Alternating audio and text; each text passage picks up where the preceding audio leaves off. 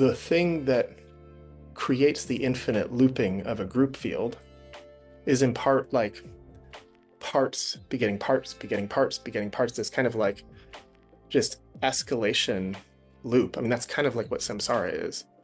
The thing that diffuses that loop is actually the part getting what they need, which is to be seen and validated and loved exactly as they are. But the only one that can do that is the one who's coming from wholeness. Parts can't do that because they're partial. They don't have access to the seeing that would enable that pattern to break.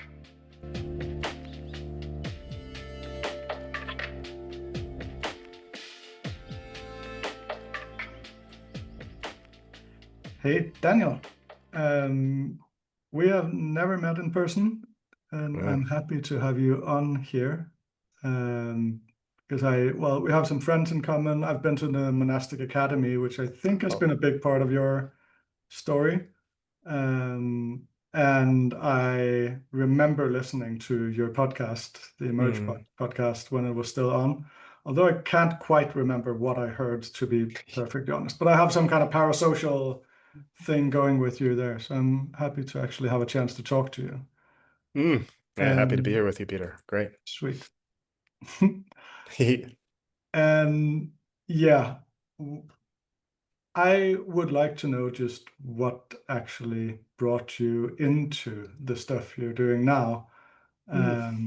Like, what's your, well, I'm from a role-playing background, so I like background stories. Like, what cool origin stories. Yeah, Yeah, exactly. right, great. What happened to you that made you begin down the road that you're on now?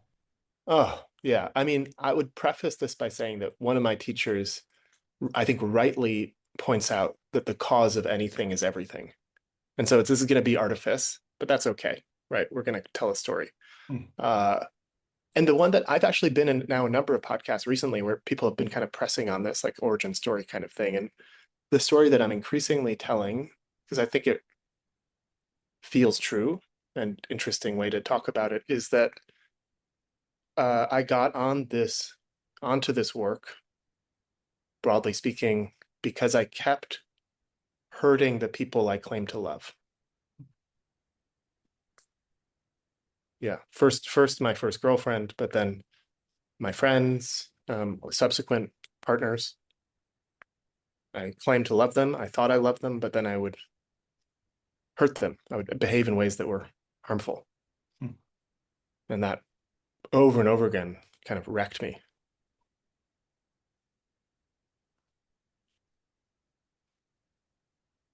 And what changed? Like, do you remember a significant moment where it was like, oh, something new is available? Many, many, many. Yeah. I mean, I think each time that I allow that, it's hard to admit that, right? It's hard to admit that we're hurting the people that we claim to love. Every time I admitted that, and then it would break me in some way, big or small, the like coming out the other side of it, I would generally not hurt people in that same way. And there's been many like times of going through that loop. It reminds me of this exercise I did I was on a body therapy school I went to some years ago, and we did this exercise where we were supposed to pick one of the deadly sins and the one we aligned the most with, and then tell a story about how that showed up in our lives in front of a crew of people. But then the twist of it was that after you kind of told that, and that seemed easy for mostly everyone, then the second question was like, and can you also tell us how the way you are with this deadly sin harms the people you love? And it would always just create this like, Guts you. Yeah, I feel it right now. Yeah, totally. Yeah. Yep.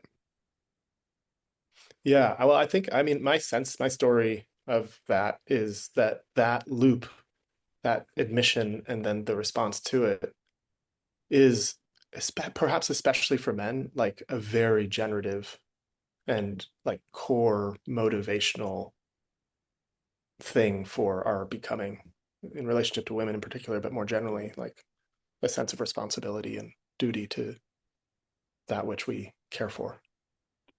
Yeah, at least I relate to it. It's a lot easier for me to sort of uh, accept self-harm. That it's like Mm. I can take it. Or like Me too. it's fine. Yeah. But Yeah. I'll just take when I it. go Yeah. into that twist of like, oh, but it's actually harming my friend that I'm showing up in this way, it's like it motivates me a lot more. Yeah, me too. This is part of why I think it's scary to love. And like for me, my most recent time around that loop was choosing, we haven't done this yet, but to have children with my fiance and like knowing that, oh my God, like whatever is unclear in me is now going to hurt these like precious, vulnerable little ones. And I'm just like, oh my God, that's intolerable. Hmm. Yeah, I Yeah. had a child 2 months ago, so Oh I'm my in God. in that right now. Oh, wow. Okay, so you know in the way that I don't. Yeah. Beautiful. Hmm. Wow. Hmm. Can you? I know that you were at the monastic academy for quite a while, Hmm. but like, what brought you there? Like, can you just give me a rundown of your, let's say, your practice journey? Yeah. Where did these realizations come from? Uh, where did these realizations come from? Like, Well, if the core realization is like, oh, I'm actually harming the people I love, yes. I imagine Yeah. that you did something to get at that you practiced in some way. Yeah, for sure. Yeah. And in part, we're doing storytelling. I think how conscious was that at the time when I moved onto the path? Like, I actually think relatively conscious. Like, it was very confusing, but I think there was a through line there. Like, I remember in high school, or not high school, in college, I actually like made a vow. I'd never made a vow before, but I made a vow freshman year to not date anybody until I figured out like what the heck was going on. And then for like 2 years or something like that, I didn't date until like something shifted in me, and I was like, okay, it's like I can try again now. Um, and so, and during that time, I like read a lot and practiced and da da da.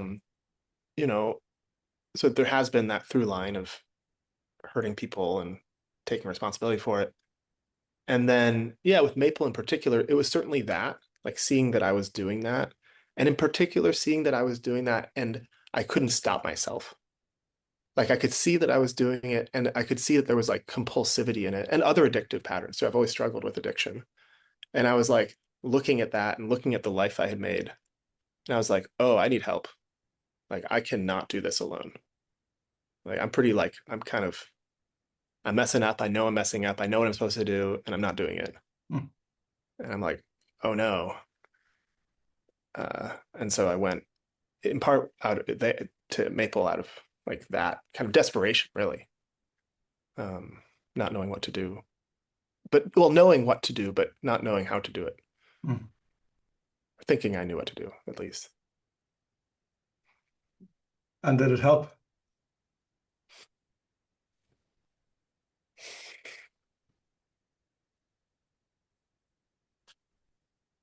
Yes, but not in a simple and straightforward way. I would say yes, for sure. Hmm. You spent quite some years at Maple, right? Yeah, nearly 6, I think. Hmm. Yeah. Can you say something about the highlights of what the practice you did there did for you? Yes. Yeah, the thing that so I often say that, you know, talking about Maple is sort of like talking about actually like a kind of like long-term romantic relationship, right? So like I thought I was going to live there for the rest of my life. Right? That ended up being incorrect, but it's very complicated uh, in my world, like Hmm. Maple, right? So we could have a 3-hour conversation about all the things I'm so grateful for, the like gifts that I received, and then we can have a 3-hour conversation about everything I'm critical about, everything that I think is busted and broken in their pedagogy, Hmm. all the things that I think they're getting wrong, all the pain and shadows.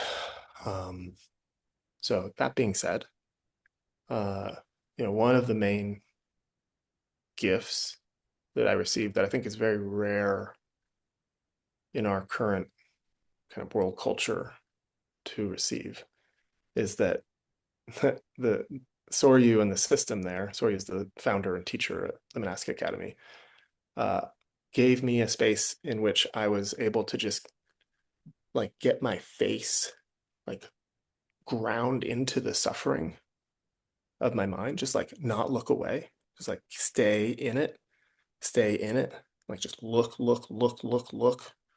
And on the one hand, that at times almost made me break my mind, like go insane. And that sometimes happens for people who do this kind of practice. But on the other hand, um, you know, you can't resolve suffering without knowing it. So um, feel incredibly, unspeakably grateful for his courage in supporting me in that. I never would have done that on my own in a million years. Yeah, there's like a parallel question here for me, dude, Mm. because there's something in my journey where it's just very clear for me that there is a lot of stuff that well, maybe I would be able to do it on my own, but it would take a very, very long time. Yeah. Or like it wouldn't be this lifetime. We don't got time for that. Yeah. Yeah, and this fundamental, like I need help is I think what has brought me into Mm. what I call the relating arts. Like Hmm. I need direct feedback. I need my experience to be Amen. tested real time in some way for it's not that Yes, I can't progress on my own, but it's just so slow because I walk into all my own traps when totally. I try. Amen. I agree completely. Yeah. Um, and well, I was only at Maple for a very short time to do a circling training there. Um, Oh, okay. Yeah. so I don't really know the place that well, but one of the things that stood out for me was like how uncomfortable I am in a monastic setting. Yeah. That Interesting. Yeah. there's something with the lack of, I don't know, life force or Uh, sort of the sprawl of humanity that Interesting. yeah, Yeah. I struggled a lot with that just in the 10 days or whatever I spent. Hmm. Um, but I'm curious at where you have gone because you lead things now, you coach people, you Yeah. can you say something about that? Like what is your work Yeah. now, your passion? Yeah.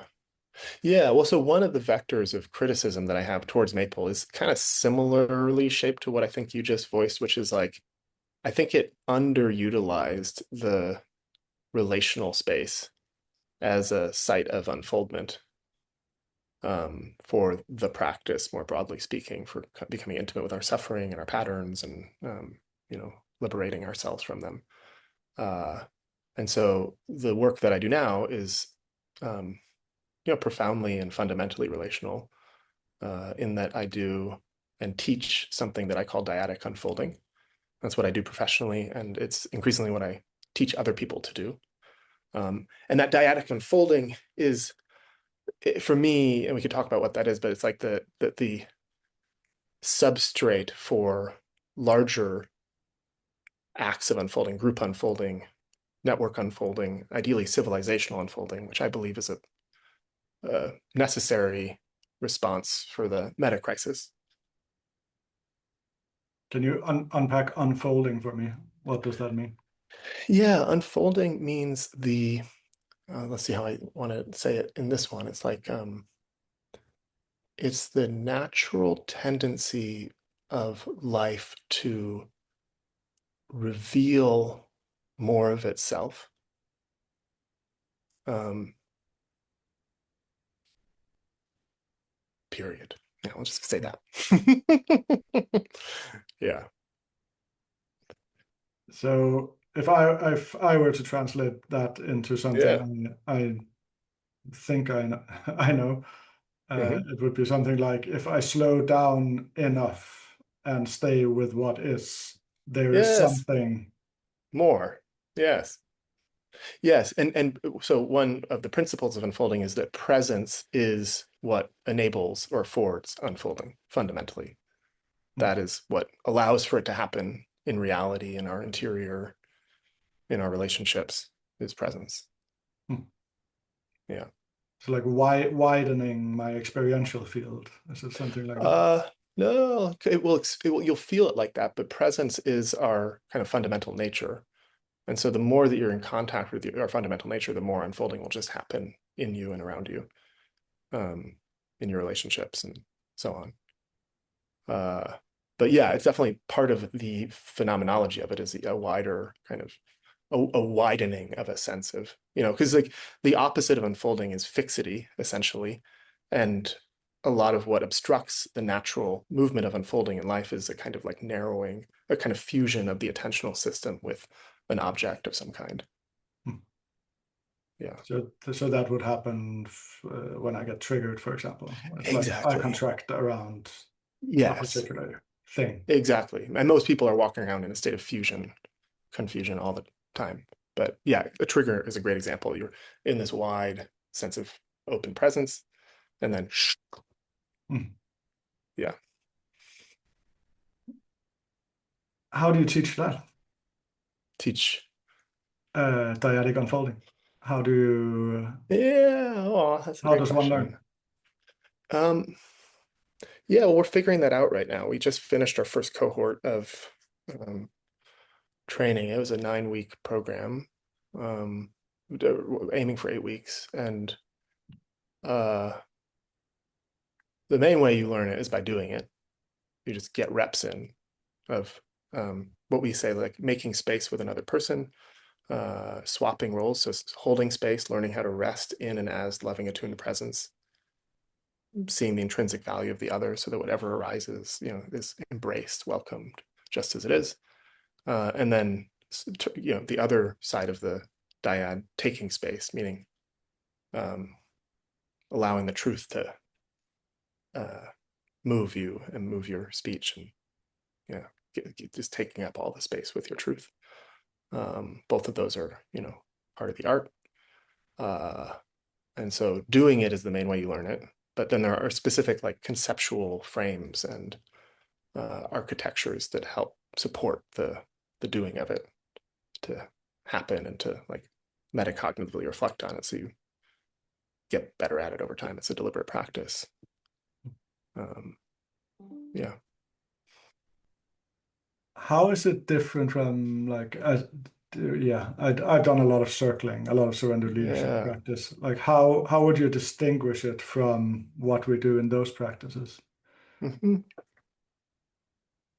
Um, I would say that it's probably not necessarily different. I'd say that it's like a highly opinionated version, perhaps, of circling, where I see circling as kind of uh, postmodern in its unwillingness to make kind of certain architectural commitments about the nature of reality. Whereas the way I'm training and practicing dyadic unfolding, there's a lot of structure in terms of like the aim and how we go about like the epistemics, the deep philosophical, ontological commitments. All of those are constitutive of the space that we make Hmm. in the practice. Could you say something about those? Like what Yeah, is so the a really simple one, right, is like the fundamental posture of the practice is that we're here to love goodness, truth, and beauty for its own sake. So that obviously posits the reality of goodness, truth, and beauty, which my experience of most circling spaces is that's like not taken as a given. Hmm. The closest thing that there is a kind of generally under-interrogated vision of like aliveness or connection, but that's kind of just like a nebulous placeholder for something that grounds the practice. And in general, people are pretty like scared to, uh, yeah, ground the practice in a worldview or something like that, which Hmm. is understandable given all the things, but it's different than what I'm doing. how do you see the difference, or like in practice, like how does it show up? How Oh, yeah. My sense is that people in dyadic unfolding, still collecting more data early on, but that much less of a tendency to get caught in neurotic loopings and a kind of like vague narcissistic circling. I mean that like metaphorically, but also actually like that happens a lot in circling is a kind of narcissistic looping where you get kind of sucked into people's pain or their stories about themselves or whatever it is, which from, yeah, is not how we want the space to be in our practice. And so some of the kind of philosophical commitments help prevent that from that kind of failure mode. Hmm. Uh, yeah, I mean, in general, well, I don't know. Let's see, it's been a little while. Yeah, I feel like actually, I'll pause there. How's that land? And happy to say more. I'm kind of like losing the thread a bit in my mind. Mm, it's like I want to get closer to it. And when I say I generally want to get closer or like more into Mm, the sort of nitty-gritty of it. mm, Uh, mm-hmm, because there's a lot of things that sort of open up a field for me where I'm like, okay, what exactly do you mean when you say narcissistic looping? Like how does that look? mm-hmm.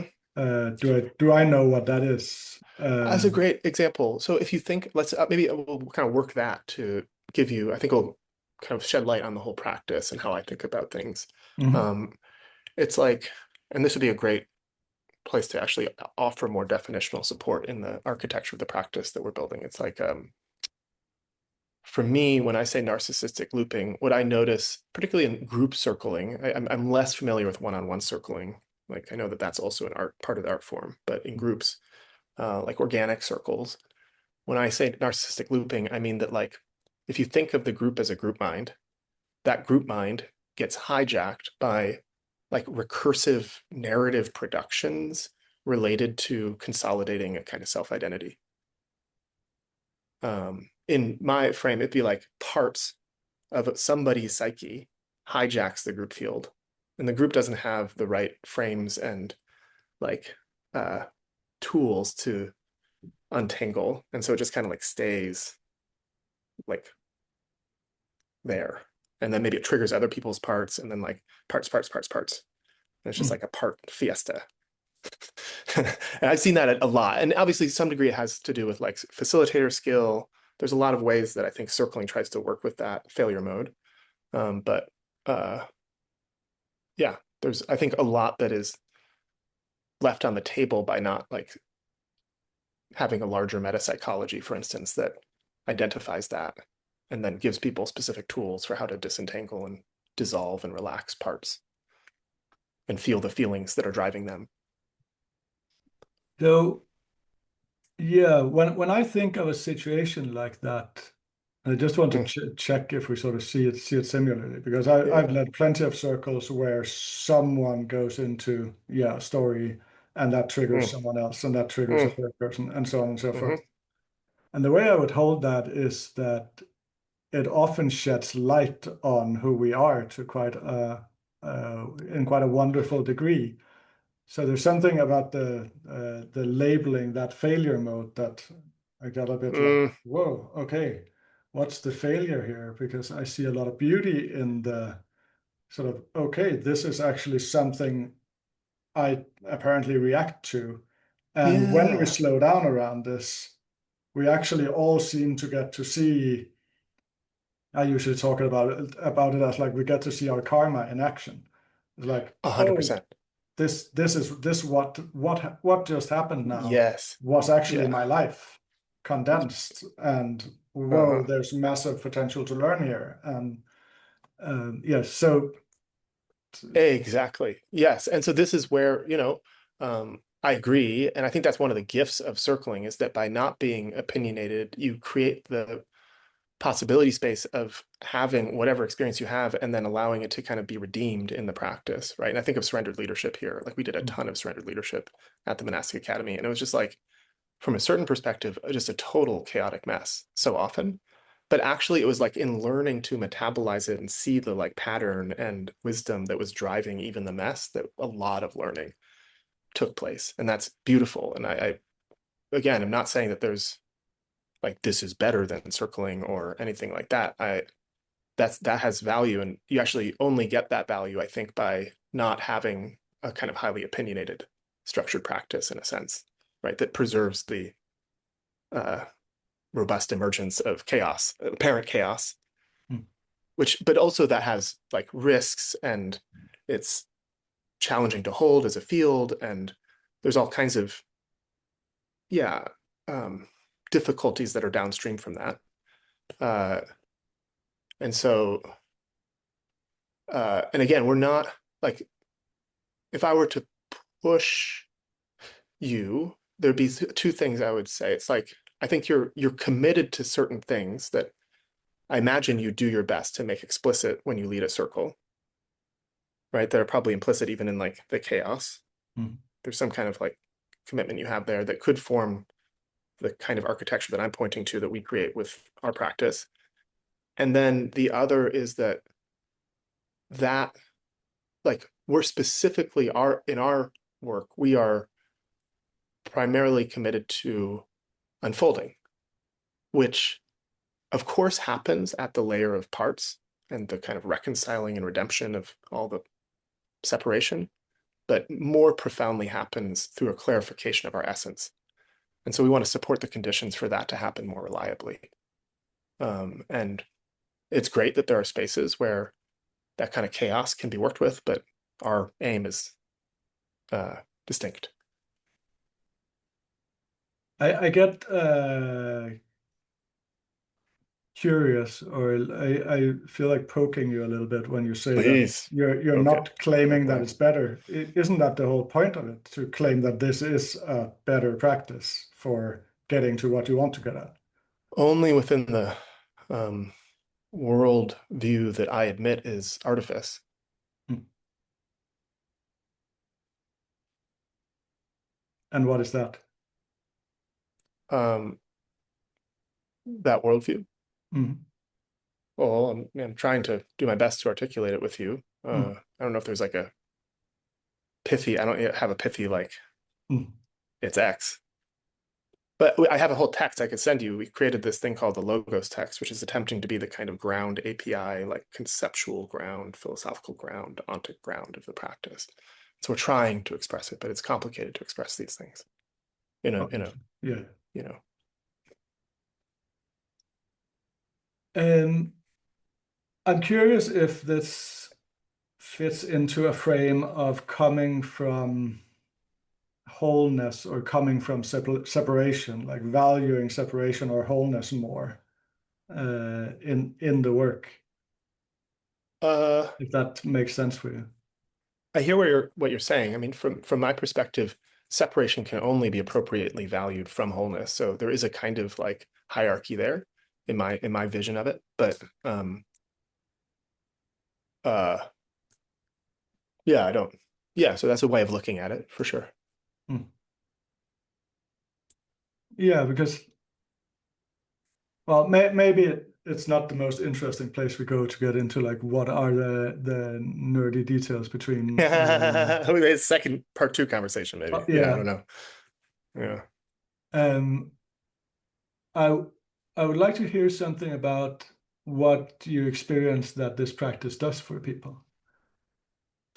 Yes. Yeah. Yeah. Oh gosh. I mean, the thing that is most precious to me, I think, if I had to pick one, I don't have to pick one. Why am I picking just one? The thing I'm going to say right now that is most precious to me is a kind of reclamation of their inner authority to discern what is true and good and beautiful, and that like matters. Like that's not arbitrary. There's something like real there that they're coming into relationship with, and it matters for them and for their life and for the world.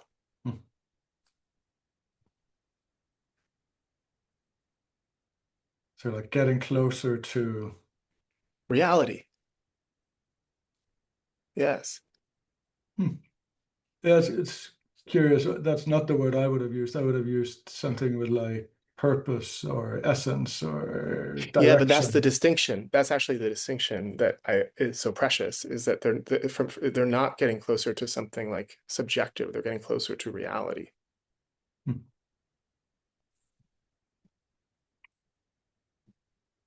Yeah, and that brings me back to the Mm, whole separation thing. mm, mm, And I really feel my stand for separation mm.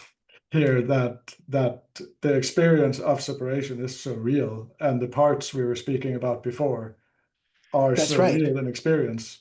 It's true. It's true. Right. But the only one who can really affirm their reality is the one who is rooted in wholeness. Say more. Yeah. So, like, the thing that creates the infinite looping of a group field is in part like parts begetting parts, begetting parts, begetting parts. This kind of like just escalation loop. I mean, that's kind of like what samsara is. The thing that diffuses that loop is actually the part getting what they need, which is to be seen and validated and loved exactly as they are. But the only one that can do that is the one who's coming from wholeness. Parts can't do that because they're partial. They don't have access to the seeing that would enable that pattern to break.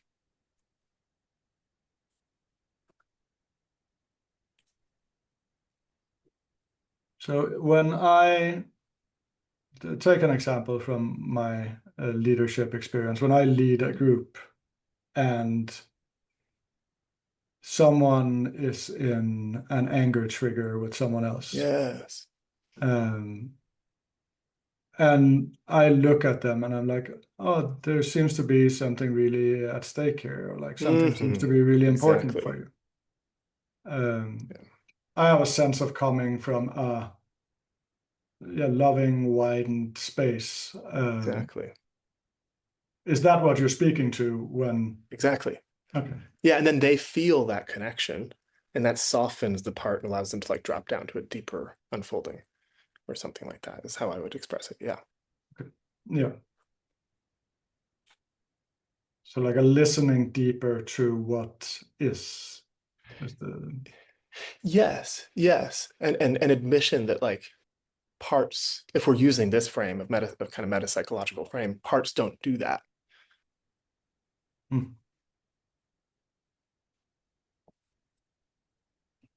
Yeah, I think I'm in a landscape where I'm generally skeptical of trying to get at wholeness without feeling ready for it, or Oh, like 100%. there's Yeah. like a. And I Yes. think when going back to the monastic academy, some of what Oh I my God. was like so Yeah. Oh impacted yeah. by there was the sense of like trying to be better than we are, like trying to already be there. And for me, anytime I get in touch with that kind of field, I go into all my own sort of, well, I'm Hmm. super inadequate and I definitely Yeah. have anger issues. And as you started with, like, I definitely hurt the people that I love and I want to stop doing that. So I'm certainly Yes. not there. And Totally. I don't want to make any claim of being there. I'm more Yes. like I've learned some pretty cool stuff that I want to pass on, and maybe it's also useful for you. Um, Yes. so Thank you. how does that work in your practice? Because you seem to be more coming from, okay, there is a way of being with a Mm. real reality, and we know how to do that. For sure. Yes, and I'm holding it in this like self-aware view of we're doing a kind of sacred world improv game, which I think is really helpful for grounding it in a way where it doesn't take itself too seriously, which I think is part of what Maple got wrong. Um, and indeed, Maple did trigger people in that way, it triggered me in that way, it triggered almost everybody that entered into that field in that way, which is a gift if you then also have practices that can metabolize that into your own psychology. So it activates the part of you that feels inadequate. Great, good to meet that one. Let's meet that one. Let's unfold with that one from there directly. Not, but I don't think it gave the right tools, nor did it have an adequate meta psychology that could support individuals in navigating that. And so a lot of people just got triggered and stuck. in my experience. This is an old problem with Zen, and we could go into that, like how that design of that space is rooted in a Japanese system that thought that a lot of collateral damage was like tolerable risk to produce great masters. I don't think that's the right. Um, I don't think it's the right system for our time, but we're trying to figure things out, and it's hard. Uh, and so, yeah, I think, at least in the practice that I'm doing, indeed, there is such a thing as reality, and we really want to get intimate with it, and we want to have a secure relationship with it, and that is good. We need to do that for our own health and well-being and vitality, and then the world needs human cultures that are tethered to reality and aligned with it, to make it through the meta crisis. So there's also like a deep need on the planet for us to become aligned in that way. How would someone, is it possible to start doing dyadic unfoldment on your own? Yes, actually. So one of the things I really like about this kind of paradigm is that it's scale invariant. So we actually give people the tools to do self dyadic unfolding. That's how we structure the meditation practice aspect of the work that we do. So I could talk about that, and I could also just direct people. We don't have the organizational capacity to currently invite public people into the training. We're still building that, but hopefully we will soon. In the meantime, you can go and take Aletheia unfolding, which is part of one of the lineage streams that we're synthesizing in this work. Aletheia unfolding is a very functional training pathway for learning how to do unfolding practice in dyads. If you're going to do it on your own, there aren't that many good resources. You could probably cobble it together a little bit if you I mean, yeah, I'd have to think about that. Yeah, I guess what I'm getting at is like how much of a practice is it and how much of a teaching is it, if those can be separated. Hmm. How much of a, yeah, I mean, it's a kind of meta view, right? Like unfolding and dyadic unfolding, right? Like you are already doing unfolding, dyadic or group unfolding when you're doing circling, according to my understanding, right? So if we define unfolding as like the discovery of the moreness, the allowing of the moreness to unfold itself, then anything that releases fixity is participating in that kind of movement. Is another way of Meditation. saying it bringing consciousness to what is, or like, Well, again, we talked about that. It's like yes, presence is what unfolds reality, hmm. but the unfolding of it, we're kind of saying like that's unfolding. That's a different thing. That's like a good thing, and we want that. And so, how do we participate in our own experience? We call that meditation, so as to support the unfolding of reality. How do we participate in a dyad for the same?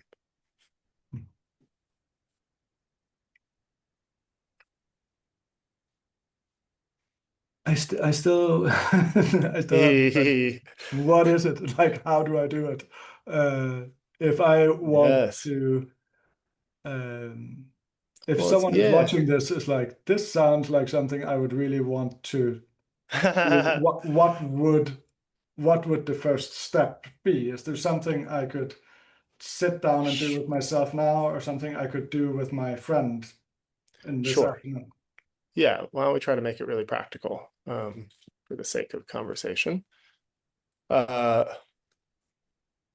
yeah. So if there's somebody who's listening who's in that position, I would just get really curious about your desire. Like it's interesting that there's something you want to do that you don't know how to do it. Like what is it that you want? What's calling to you? What is, because part of what we hold in the practice is actually there's a deep and profound intelligence to our desires. They're not arbitrary. It's like, what is it that is calling to you? And can you make space for that? That would be cool. And just to feel that fully in your body, that would be a great thing to unfold in a sense to create the space for.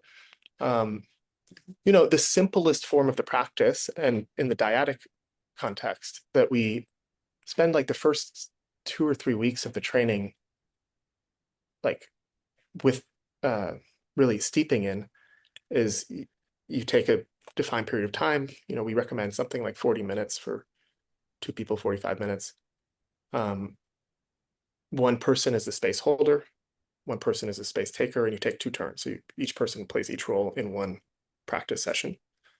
In this highly constrained version, which I can kind of quote teach or transmit right now, simply, the space holder role simply rests back down into an as loving attuned presence and silently beholds the other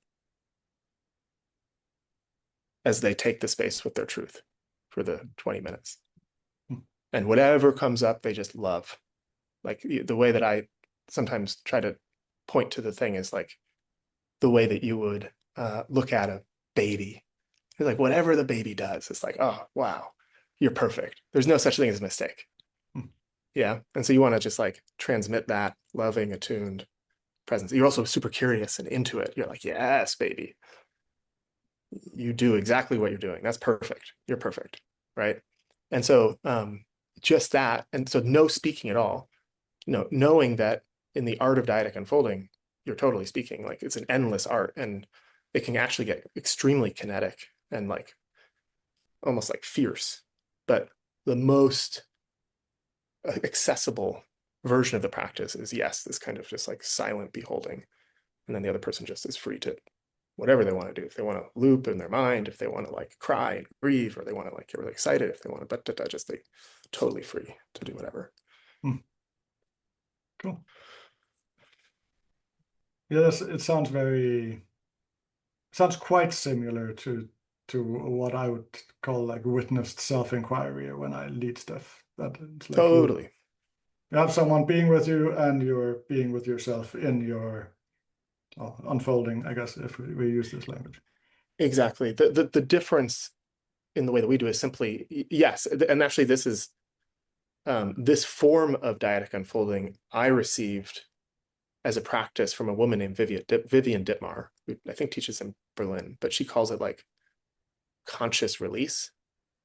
And so this form exists in many different lineage streams in all kinds of ways. The difference here is, properly in the context of the training and the larger body of work is the kind of conceptual the context that also you're in relationship to, that is also a site of unfoldment, that is, part of what enables you to come into relationship with reality and not just like loop and whatever. But you can still do the practice, and it's great in of its own. Like it's just a great practice. Like if you did that for 10 minutes a day, you would become way less neurotic very quickly. Yeah, I think it lands in me as quite connected to.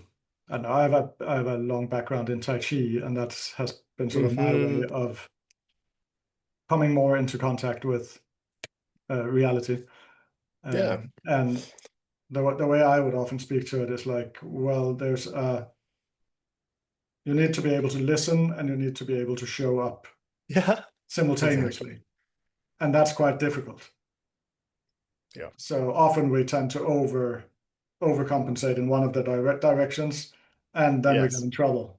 And the challenge in, well, Tai Chi as a martial art, but extended Yes. into as a life art, is to find the amalgamy between those two, and then that is actually an effortless being in That's exactly relationship. right. Exactly right. Yeah. And so that's the longer vision arc of the art of dyadic unfolding, is the integrated functioning of those two skills.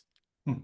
Right. But as you say, most people have a kind of bias on one side or the other. And in our culture right now, because of the kind of like economics of the distribution of these practices, one of the ways that breaks down is that often people find themselves in only the space taking role because they're not a teacher, they're not a professional helper or something like that. And so this, one of the really helpful things about this practice is it breaks that um, polarity or whatever. And often people find that they're shocked at how helpful and transformative it is to just hold the space. that's actually where a tremendous amount of the value is located, and tremendous amount of the healing and the all of it is in just silently loving the other, not in like working out your stuff. Yeah, it's a pretty good way of getting over yourself also, right? It is. Exactly, it is. Yeah, same with having a child. Yeah. It's just, yeah, getting in touch with the pleasure of listening to something else than Yeah. Yeah. whatever And is happening. feeling your love for the other and the way that their pain summons your response of attunement and care. Yeah, totally. Hmm. Cool. We're getting pretty close to an end here. Do you have a note to end on? Is there something you Mm. feel is important to say to wrap this up? Or No, it's fun to explore this with you, Peter. I always love like talking with people who are like specialists in this domain of relating arts, I suppose. It's just like always a really good conversation. And I appreciate your curiosity. I think there's probably like a lot of directions we could go. Like there's a lot of yeah, really interesting conversations that seem to like live next door to this conversation we just had. Hmm. Yeah, I know that Appreciate I that. go into sort of I can feel sort of my practice nerd coming up. Yeah, And that one. I That's want the to one get I'm into talking like about. I love that practice nerd. what's Yeah. the Yeah. details here? How does it actually work? Like, Yeah, so yeah. we cut the fancy words and sort of what does it look Mm, like? yes. So Well, I'm activated in that, and that feels quite enjoyable. yeah, me Um, too. hmm. Yeah. Well, but maybe we end it here, and then we see if there's space for another conversation at some other point in the future. That sounds good, Peter. Thank you. Yeah, thanks.